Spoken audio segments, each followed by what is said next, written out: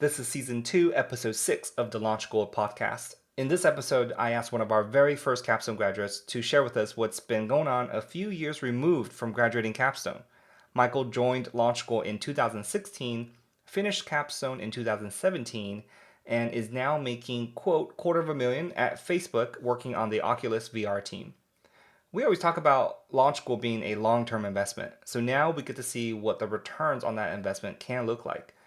I love this conversation because despite the dream job and impressive salary, Michael absolutely exudes humility.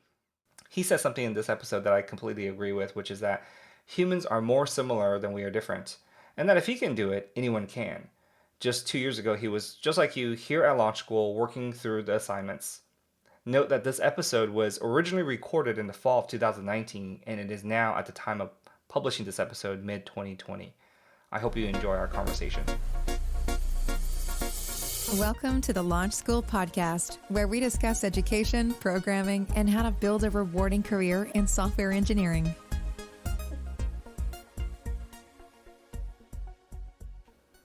All right, welcome to another episode of the Launch School podcast. Today we have Michael Mentele. And Michael, you want to say hi real quick?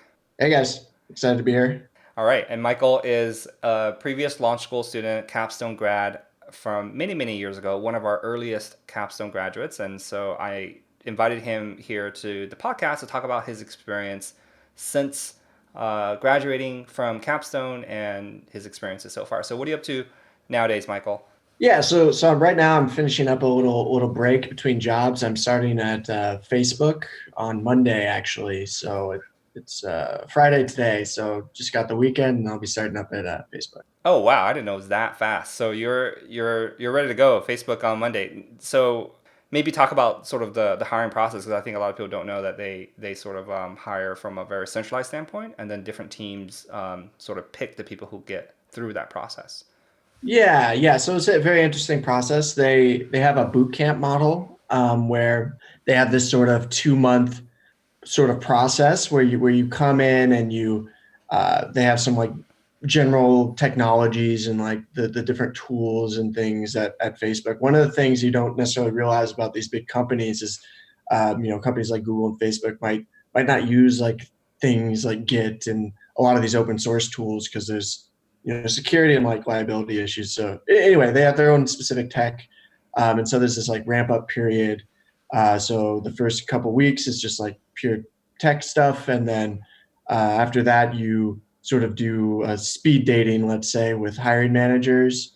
And then the way it's been explained to me is you actually pick the position, like and this I guess this is the theoretical process, but you pick the team, and they're not allowed to say no to you per se, but they obviously if it's not a good fit and you can't perform with the expectations of that role, or the manager hates you, you probably shouldn't, probably a bad choice. But that's the way it was explained to me.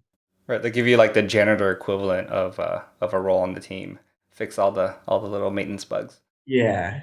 So which team are you thinking about joining or engaged with at the moment? Possibly Oculus. I'm gunning for Oculus. I've been super Oh, excited about VR for a while. And one of the guy who like championed me for, who I did really well in the interview with him, is a tech lead at Oculus. And he said there's an open role on his team, which is like a infrastructure, like dev tool role. And so I should get a, recommendation to that role, or he said he would as soon as I've started. And he's just been waiting for me to kind of come across the see that I've joined, so he can do that. But it's not guaranteed or anything. They do have this general funnel, so we'll see how things shake out. But that's what I'm shooting for. God, that's so exciting. AR, VR, one of the major technology trends you see coming, and you just know that our world somehow is going to be majorly affected by that technology down the line, and to just be part of that, I think is exciting. Absolutely, I'm stoked about it. I mean, I've been following, like I used to volunteer at the just an interesting anecdote here is I used to volunteer, or actually not volunteer, but there's like these brand ambassador things for like the big conferences like PAX and Connect and a lot of these conferences. And I would always do the brand ambassador thing for the for Oculus because I just wanted to be able to play with like the early SDKs and whatnot. And at the time, I was super broke, living in my girlfriend's parents' basement. This is Uh, before launch school, like years and years ago. yeah, this was this was like maybe right prior to launch school and then during launch school. Okay, still years and years ago because you've been out for quite a while now. Yeah, several years. What? Actually, let's see. I started at council 2 years ago in June. So in 2017, and then like I don't know. Which will I make think you one of the first Capstone grads, actually. that's right. Yeah, just because launch school started in early 2016, and it takes some time to get through that curriculum, and then participate in Capstone, and then get through that in 2017, where a lot, the first batch of Capstone grads kind of got their jobs. But let me talk about Facebook. I have a couple questions related to that before we move off Yeah. of that real quick. So you go through the central hiring process at Facebook, and I think Google hires the same way. So a lot of big companies hire this way, and then you get matched to a particular team. Does the salary matter here in terms of what team you jump to? Like, does Oculus pay a lot higher than an SRE role, or is it just like you get sort of a salary decision made, and then you can go whichever team you want to? Yeah. So if you come in, so I came in as a full stack generalist. If you come in as a specialist, then your salary will pertain to the position that you're going to work in. But in terms of Facebook, they've already, we already talked through the offer and the compensation. Okay, so you Um, already know how much you're gonna make, regardless of what team you go to. that's right. Okay. It's kind of interesting. Yeah. Now, sensitive question. Are you willing to share what that is, what the compensation is, Yeah, I can give like or a hint? about where it's at. It's Yeah. about so it's about 250,000 total comp. I like the way you phrased that. Quarter minute. That's an outrageously high number. It it's really interesting. It does part of me is like holy crap. I mean, especially compared to 2 years ago with like earning no money. Right. It's a little crazy to see how far that I've come. It's definitely though. I think a lot of the anonymous platforms like Blind and there's like some other like websites, level dot FYI, I think is one of them. But you can kind of see what people are making, and that helped. And like the more you learn about how much other people are making, you realize, oh, And we should maybe say it's this is the Bay Area, right? You're in the Bay this is the Area, Bay but Area. I Yeah, mean it's high anywhere, but specifically this is the Bay Area. Now, okay, so I think the major question is how do you get here? So sometimes you do see hints of salaries and high. Now, this is not your first job out of Capstone. This is your second or third, or second. this is your second job out of Capstone? And are you willing to share what your first salary was out of Capstone in Yeah, 2017? yeah, and I do want to be clear that like that is total comp. Right. But the base coming out of Capstone was 105, and there was equity that ended up being worth about 50K uh, Ooh, over that 2 years. So, however, if you want to amortize that, I guess the first year I ended up making, let's say 130. right. Uh, although they told me it would be worth a lot more. So, there's always that. There's always that risk when you're joining a Right. private company. I mean, Yeah. they might not have liquidated ever. So, Right. Yeah, to get a liquidation action sort of just 1 or 2 years out, I think that's actually pretty good.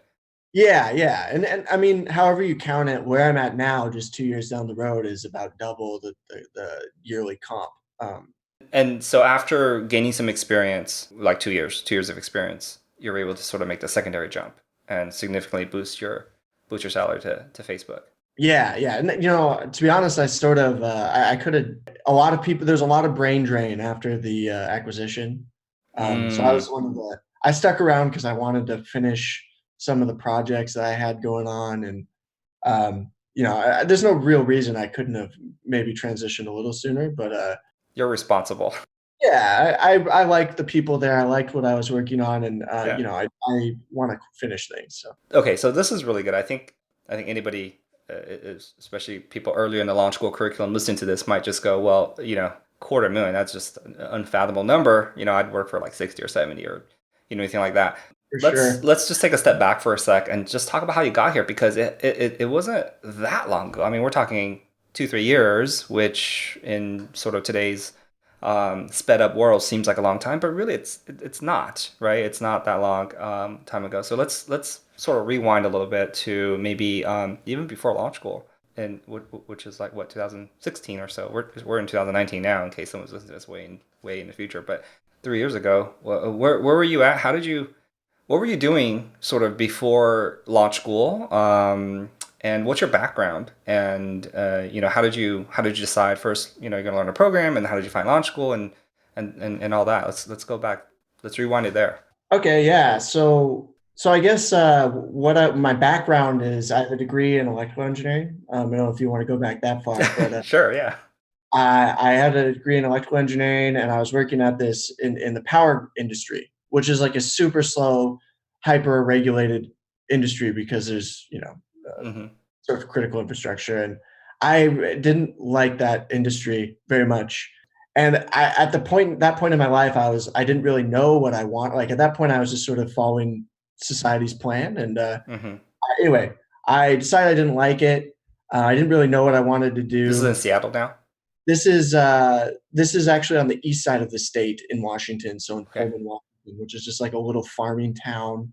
Like the population of the town drops to like 6,000 when school isn't in session. Then it's like 20,000 students so it's mostly a college town. But Hmm.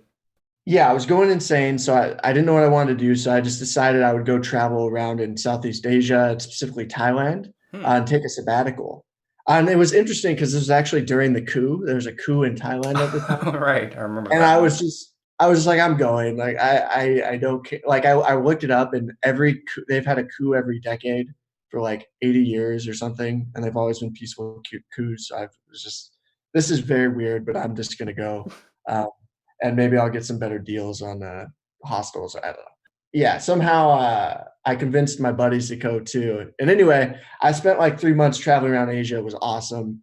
It was a real eye opener for me, just in terms of like being independent, and just relying, like self confidence. I think. Anyway, that was a great trip. But I came back and I did a lot of like journaling and thinking while I was there. And I came back and one of the things I'd written this list of like possible futures, and then so I'm very much the type of person who's like, I need to have like some long range plan or purpose, and then I can build backwards from that.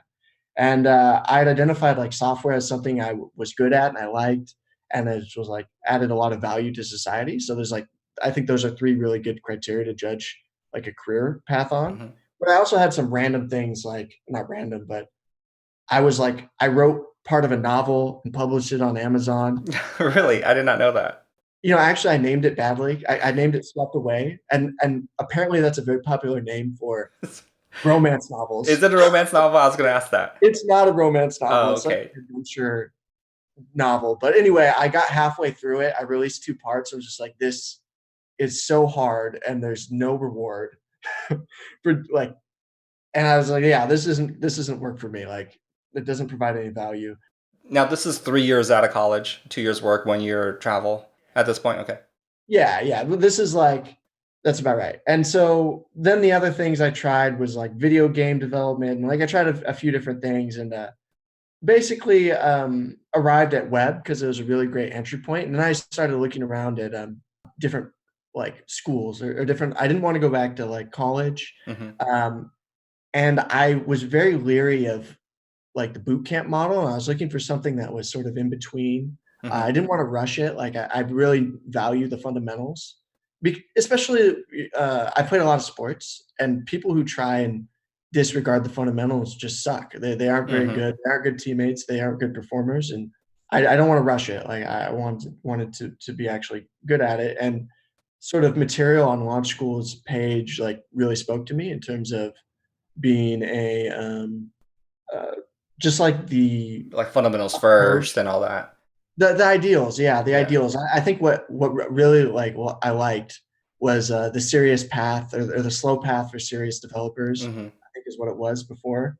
I think it's different now, but Yeah, we call it studious. This is one thing we noticed when we made that change because a lot of people we found consider themselves serious. So, but seriousness sort of conflates the desire to learn from studiousness, which is a commitment to learning. So we changed it to studious. But yeah, that's fine. It's trying to get at the core, right? It's just a more niche revision, not didn't change our philosophy or anything. Yeah. And then so after I made So this that is decision, 2016. You came to launch school. yes, yeah, in 2016, like it was in, I decided to get into software like beginning of that year. I was trying to Hmm. hack it on my own, decided I needed some sort of structure. Yeah. I started doing launch school like part-time, maybe I want to say like May-ish, somewhere around May. Hmm. And I was working as a carpenter at that point. Oh Like my I gosh, you've done yeah, everything. I see. I didn't know this about you. Writer, traveler, and a carpenter apparently, yeah, carpentry, yeah, is interesting. Yeah, I've done a fair amount of and a power engineer. yeah, I've been a cook as well. I used to work on a fishing boat out of Alaska, which is one of the worst experiences. That is also one of the best experiences I've ever had. You don't know what hard work is until you've worked 16 hours a day on a fishing boat. I can imagine. I wonder if so. One of the things I wanted to maybe point out was how you said, and a lot of students at launch will say this, is that when they come to us, they find the messaging, it just really resonates with them in terms that they understand intuitively almost that learning fundamentals is the key that unlocks long-term success. One of the reasons why I have you on the podcast now is because as one of the earliest capstone students, we get to talk about what that long-term success looks like, right? I've always talked about Right. it, and I think people think it makes sense, but you're one of the first evidence, right, that we have of this because being one of the first capstone graduates. But the question I have for you is how come at that stage where we didn't have a lot of evidence, where capstone was a fairly new program at that point in time, 2016, 17, and launch school itself was sort of a new update of our previous curriculum, so we didn't have a lot of proof. How come that it just made intuitive sense to you to learn fundamentals, learn things well? Is it just because you're good at a lot of different things and you sort of notice that you have to have fundamentals and all these different things to be good, or what played a part in that intuition? Oh, sure. Yeah. So I think that past experience is definitely one thing. I've personally experienced like usually I become pretty well or pretty good at things that I like spend time on, but I usually start very badly. Like I usually suck. And I have this personal motto called embrace the suck, um, where I'm okay with just being terrible. And but eventually I usually tend to I don't know if I'd say dominate, but definitely like in my own groups, if I play, even if it's a game, like let's say it's a game, like my friends in college, like there's this is very anecdotal, but there's this like, they would accuse me of like practicing or whatever. But it's like, no, I just, It's like like shoots actually, and ladders. You're there by yourself, just practicing the dice roll. well, there's like it was like a Mortal Kombat type game. I forget what it was called, but basically I ended up just starting to just obliterate everybody, and they stopped playing with me because it wasn't fun. But anyway, in general, like I don't have any judgment about myself that I'm going to be bad, and I've just realized that you just put away the outcome in the beginning and Hmm. focus on the fundamentals, and you'll become good. That's So exactly that's right. one is past experience. Number two is I have taken some courses. There's like a course on learning how to learn by Barbara Oakley, and they talk about sort of Yep. That's in our yeah, they prep talk course, about by the way. We learning. actually mandate people go through that course Oh, really? in the free portion, in our free courses, in our preparatory courses. It might have not been there when you were there, but we've it's been there for a couple of years now. Okay. Yeah, no, I had taken it sort of independent of launch school. Neuroscience has always been a pet interest of mine because the more time I spend working on my cognition, since that's the primary thing that I sell, that's what I Hmm. do for work. The better Hmm.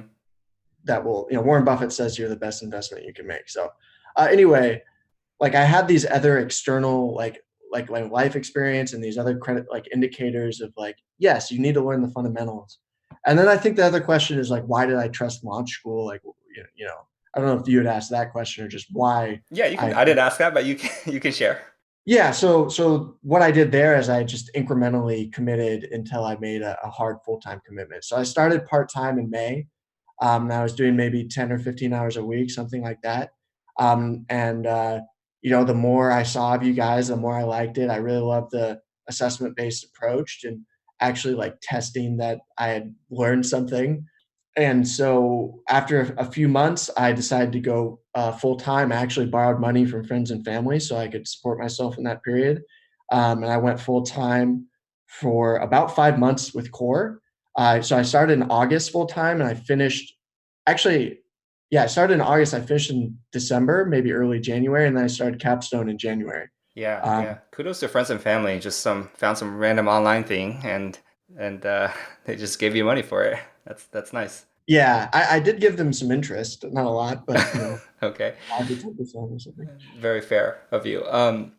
And so it took you about 6 months full time and plus a few months part time to go through core. Is that sort of roughly the Well, I started full time in August and I finished in early January in core.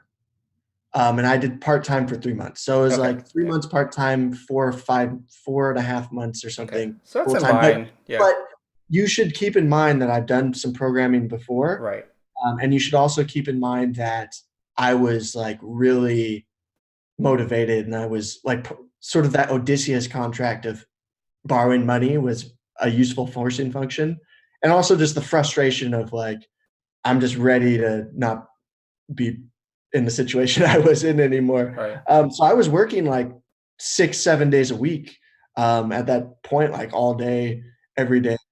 Yeah, and not everyone can do that, right? A lot of people have family and kids and they have a job that pays the mortgage. And I think whatever situation you're in, you have to be okay with that because Yes. even if you're working full time borrowing money, that adds a different set of pressures. Now it's financial pressure, right? And in your case, it worked out well. You were able to go through the material, but suppose you encounter some topic that was very foreign or very difficult, you just have to spend more time there. And if you have that financial pressure, like I'm running out of borrow money, I have to borrow more money, which I don't want to do. My friends and Absolutely. family are asking me when I graduate, and I don't want to give them the mastery based learning spiel about there's no time, blah blah blah, right? Like that's hard for them to conceive. So I have to pass this assessment. Like that's just another set of pressure that takes you away from mastery based learning, right? So Yes, that's fair. but in your case, it It worked was out, stressful. yeah, and I think this is the key to mastery based learning. It's not that it is itself a pedagogy that fits everybody. It is that it allows you a chance to figure it out for yourself, right? It gives you time to figure out what works for you and your situation, financial situation, right? And how well you study and all that. Yeah, I don't recommend the approach that I took per se. Absolutely. So okay, so after Capstone, you went through a job hunt process and you got a job. I forgot how long it took you, but it seemed like it was in a normal duration, 2 to 3 months or something like that, right? That's Um, right. So I think the capstone went from, I want to say like January to like maybe end of like mid January to March or April, and and we're then talking 2017 now, no, right? no, to March. Yeah, I'm sorry. we're talking 2017 now. Yeah, Okay, yeah. yeah. So I finished capstone like right at the beginning of 2017, then finished capstone by March, and I had an offer. I had my first offer, I think, in April, and then Oh, I that's didn't fast. accept an offer till May. So it was Okay, about I think 2 months of like interviews. okay. So you didn't take your first offers, and then took your second offer that you like better. Well, I had like four. I mean, I only had like two reasonable like offers, but I But had like but I don't think five. you took your highest offer. I think I remember that No, part. no, I Yeah, didn't. yeah. I think you took just because you liked the lower offer company better, which turned out to be a great choice because it sounds like they got acquired. You were able to liquidate your options or your stock units, and obviously hop to Facebook. So Yeah, and at the point when I joined, we were trying to launch all these services, and it was like a make or break the company type of thing. And it was a really great experience. I got a lot of breadth, touching everything from sort of the back end infrastructure, like AWS stuff and mhm. the monitoring stuff, all the way to I got to touch everything across the entire stack, and it was a great sort of growth experience as well. And this is the type of thing I want to express to a lot of people. They don't realize what a lot of people don't realize, especially people learning early in their journey, is that there's a huge difference between working on features and applications where you don't have to worry about deployment.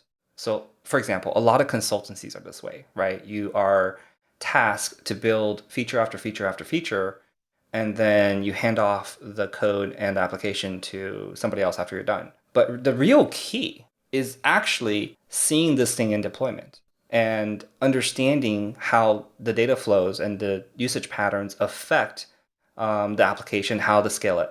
Like if you were to build 10 applications with the same technology stack, same identical feature set, and deploy it in 10 different use cases with different usage patterns and different set of users, over time, these are going to become 10 unique different applications requiring different engineering trade-offs.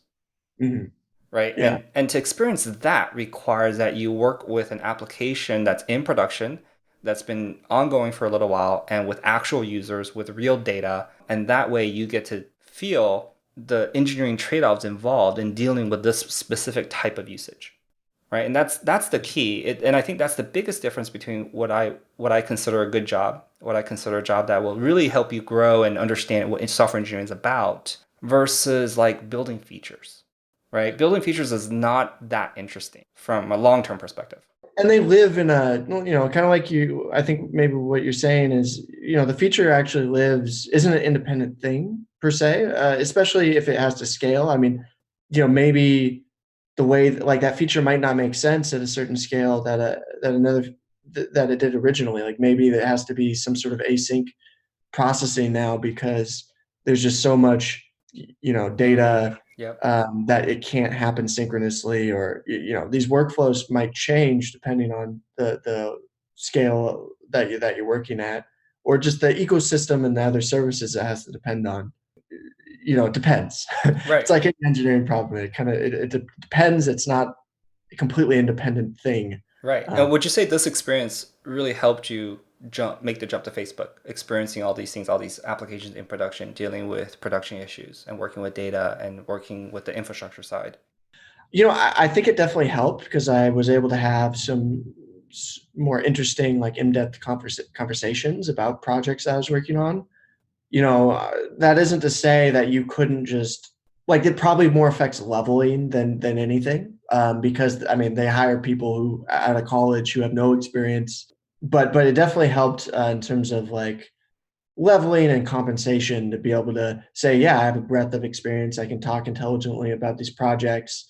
So if you want to be paid more and have more responsibility, you have to demonstrate that you have that technical breadth and that Right. and the depth as well. Right. Because a lot of people envision themselves working up to a Facebook type of job. But if you see their first job, it's like working on a landing page at a marketing agency. It's just like, I'm not sure that's going to get you there.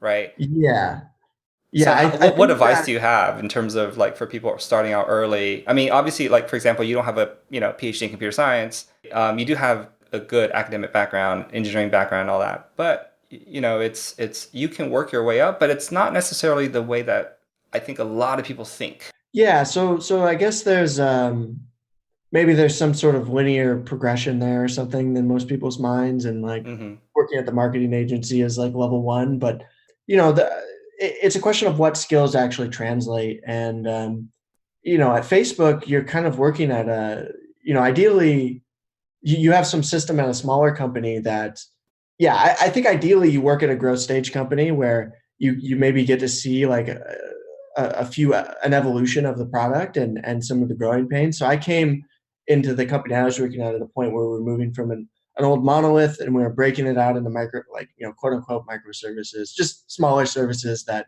we could scale up independently. And so I got to see some of those growing pains and some of the evolution of, an old system into a new system.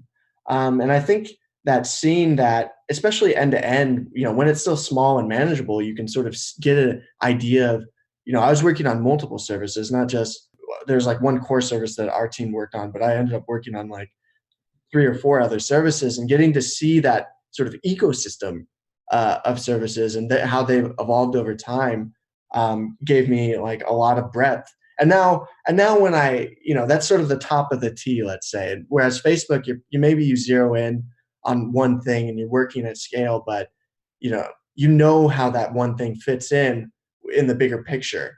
And so you can start to actually, it makes you a better engineer because you can make reasonable.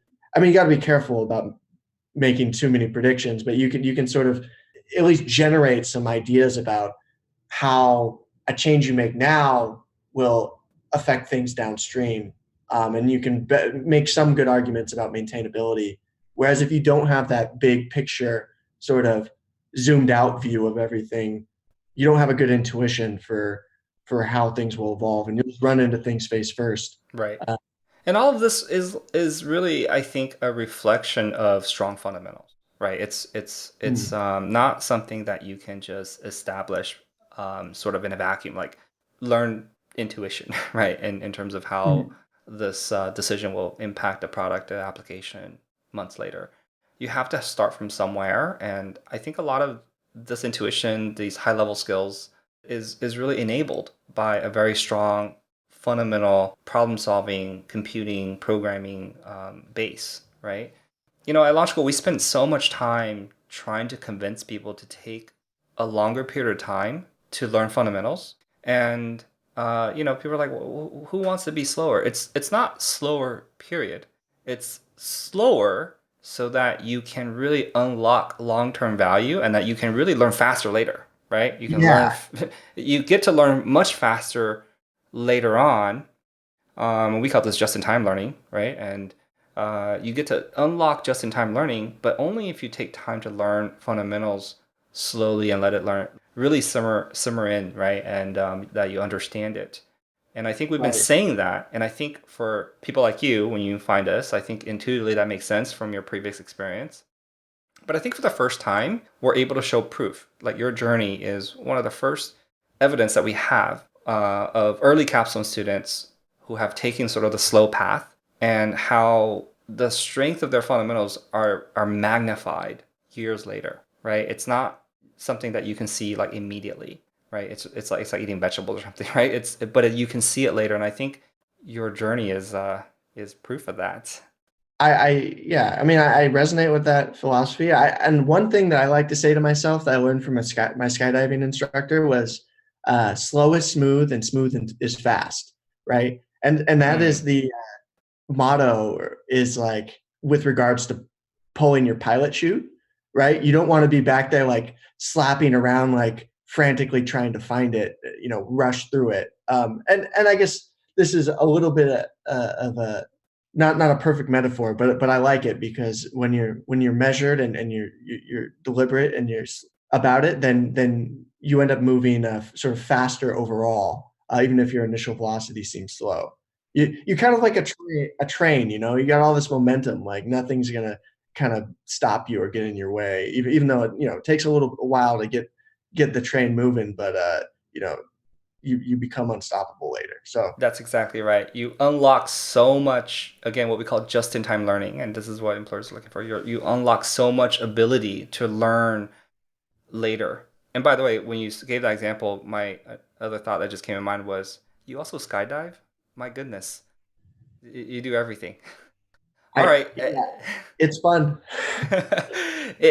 Any sort of before we go here, any advice you might have for sort of launch school people earlier in the process? Maybe if they're stuck on something very basic. And I know when I was, in school, college, way long time ago, one of the things in the back of my mind is always like, do I really have to know this? The professor, does he really know what's going on in the world? Like, is this something that I really have to know? Or is it just like for intellectual purposes only, right? Like, I think sometimes maybe people at launch will feel that way too because we ask for so much depth.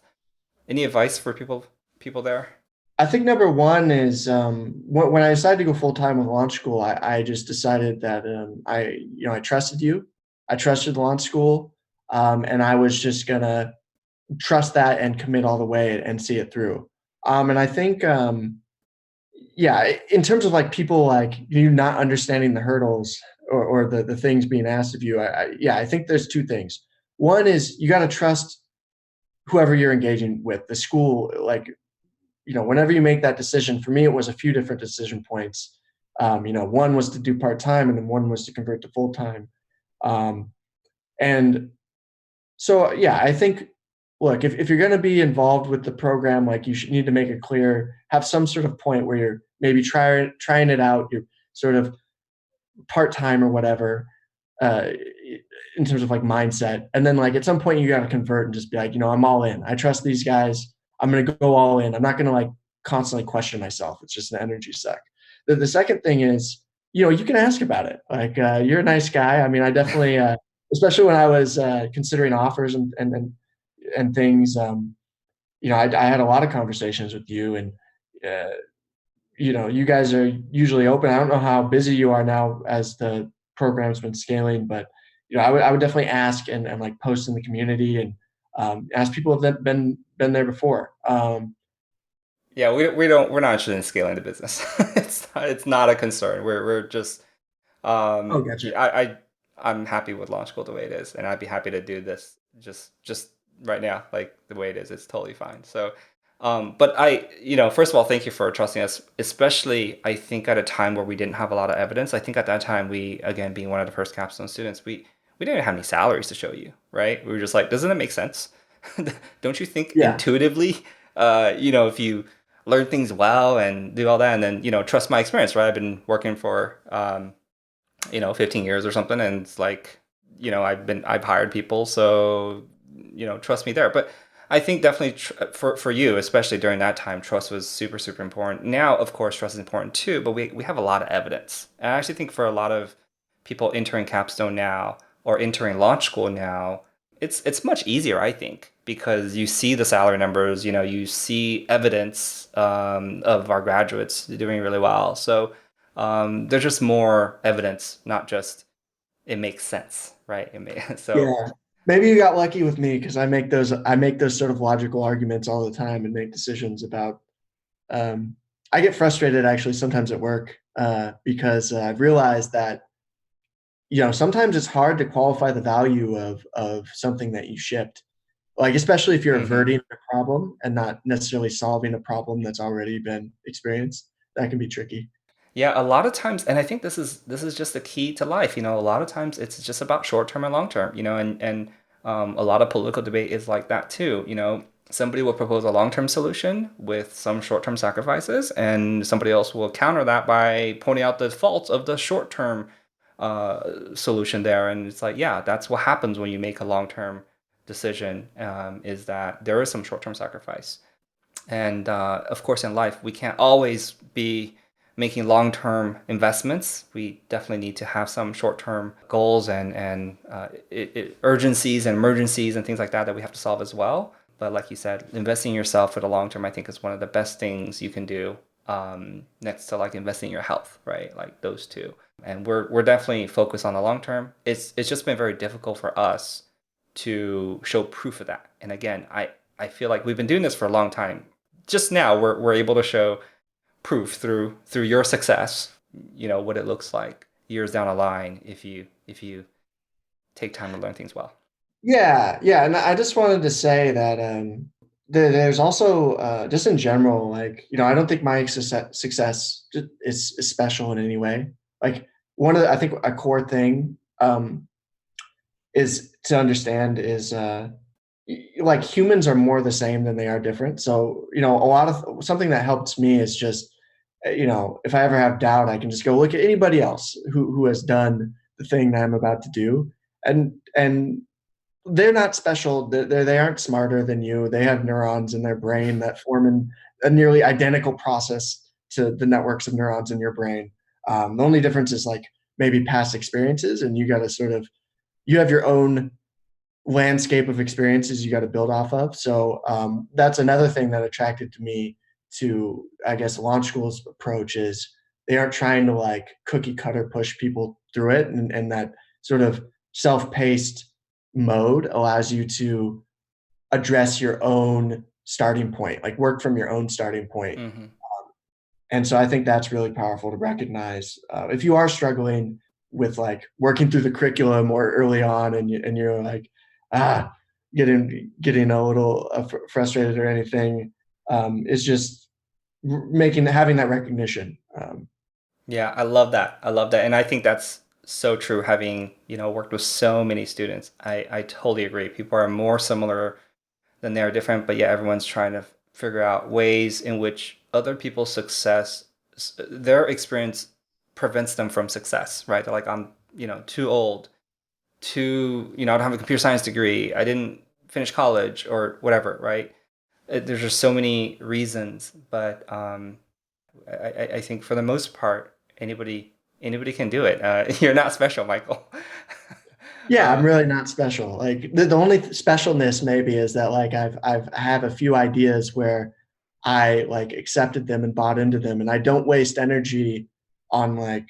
I mean, I have doubt, of course, but I don't waste energy thinking like, oh, this person is a genius and I'm dumb, or Right. like my sister is like an amazing artist, but I saw her when she started drawing and painting, and she sucked. She was terrible, you know. That's funny.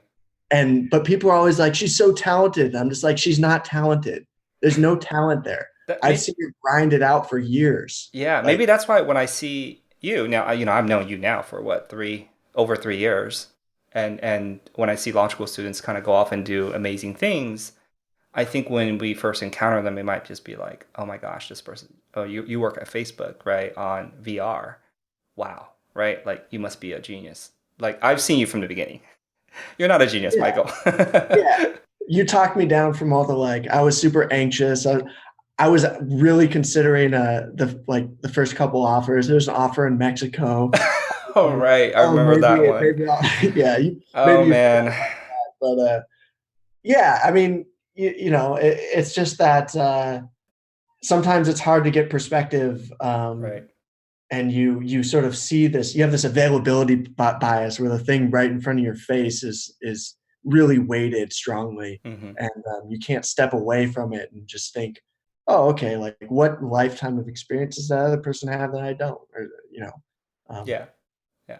Okay, we'll wrap up here. Thanks again so much, Michael. It is such a great story, and I love, love, love your sort of humility, and I totally agree with it. It's not just humility. It's I think it's how people should view their journey. And thanks so much for sharing your story. And good luck on Monday, your first day at Facebook. And maybe we'll invite you back in the future and give a 6 month or maybe 1 year update on what's going on over on Facebook.